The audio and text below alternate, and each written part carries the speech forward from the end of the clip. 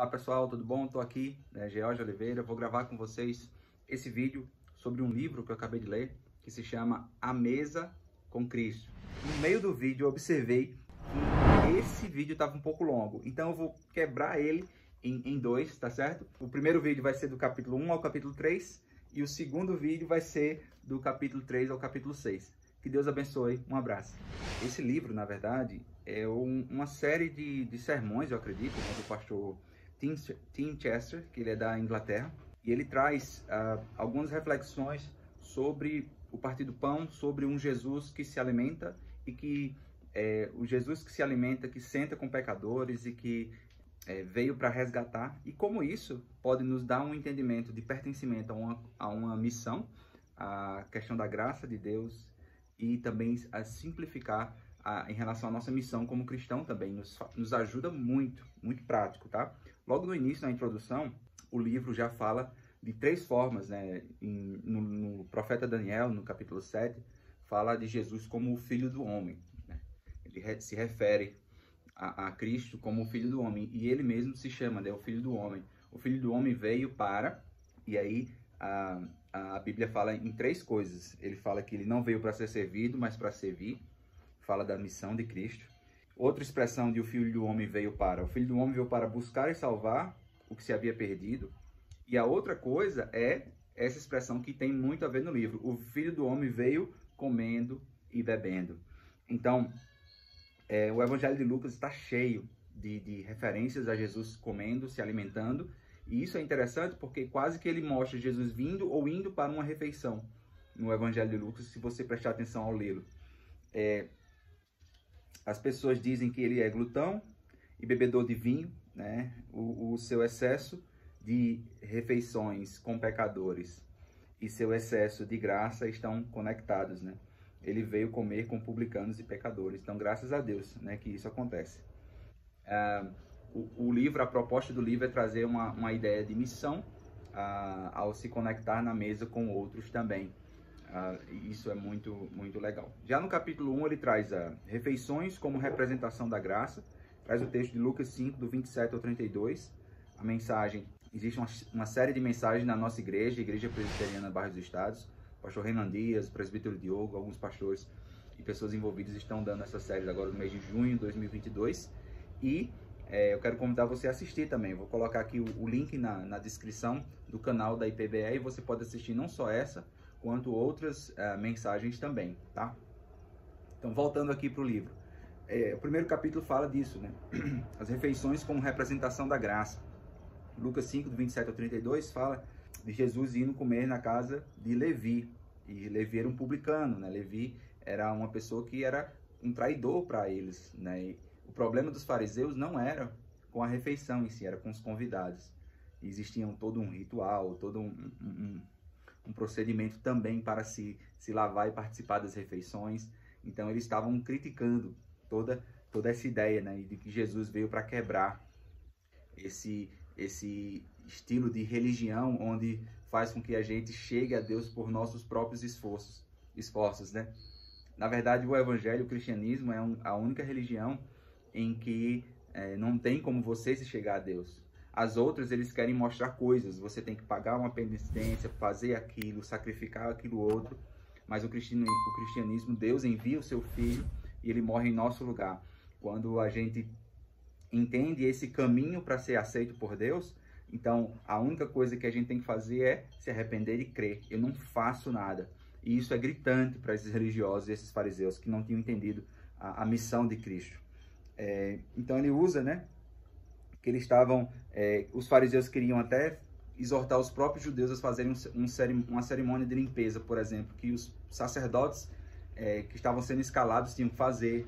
Eles queriam esse tipo de purificação. Então a graça, ela vira tudo pelo avesso, né? Então a graça, ela vira pelo avesso o mundo dos religiosos, né? Porque no mundo dos religiosos eles têm que entender esse nível de graça, que não é pelo seu merecimento. Até os fariseus tinham um entendimento que salvação é tipo uma escada, né? E você se vê lá em cima em relação aos outros. E também a graça, ela vira o mundo dos pecadores de cabeça para baixo. Uma vez que nós somos aceitos como estamos, depois que nós nos encontramos com a graça, nós não continuamos como estamos. Então, a nossa vida ela muda 180 graus. Então, tanto para os religiosos, a graça vira o mundo de cabeça para baixo, quanto para os pecadores. Na verdade, todos estão incluídos no meio dos pecadores, né? Então, ela deve mudar o nosso jeito de viver, a nossa forma de viver, né? Não existe merecimento que alcance o nível da graça, e não tem pecado tão obscuro e sujo que não possa ser limpo por ela. Então, essa é a reviravolta da graça. Isso é só o capítulo 1, que no livro, na verdade, nesse livro aqui, eu aconselho que você até o adquira, né? Editora Tempo de Colheita, tá? A Mesa com Cristo. Vou tentar encontrar o link aqui para compra, para você encontrar. Eu encontrei na Amazon apenas o inglês, e estava até caro, estava R$75 a versão em inglês, que é Meal with Christ or with Jesus.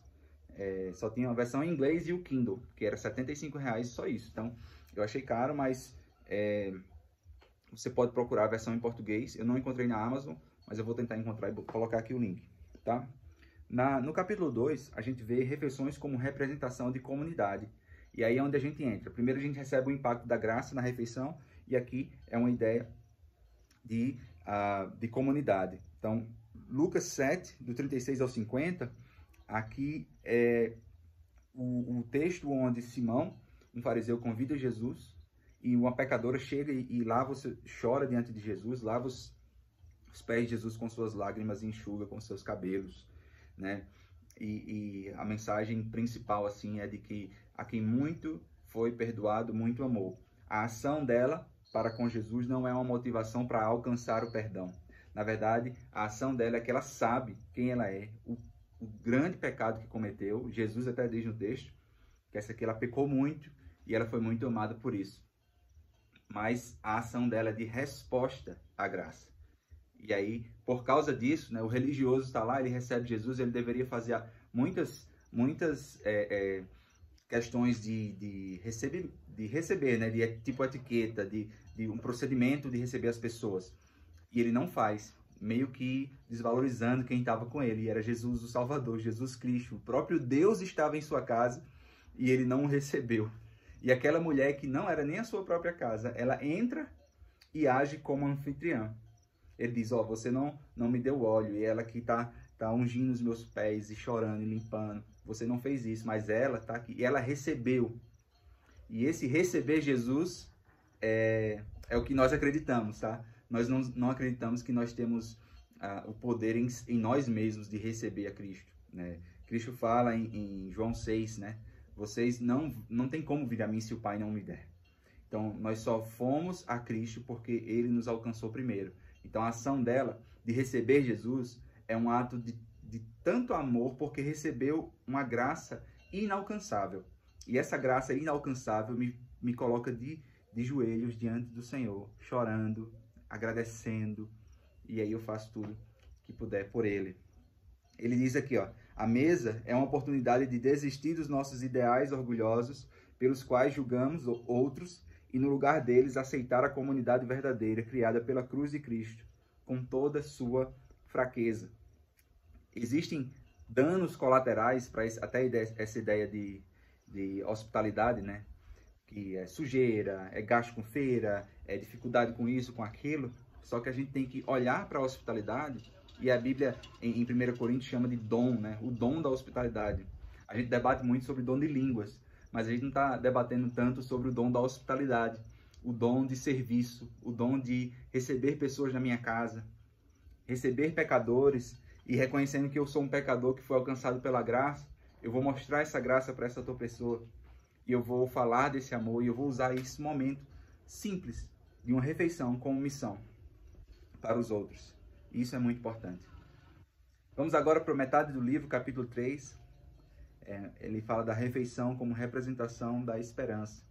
E é o texto de Lucas 9, do 7 ao 20. Né? Jesus ele é como um novo Moisés. Jesus ele é como um novo Elias. Jesus aponta para um banquete messiânico. Né? Ele é aquele que nos sustenta na nossa missão. Jesus é aquele que nos sustenta por meio da cruz.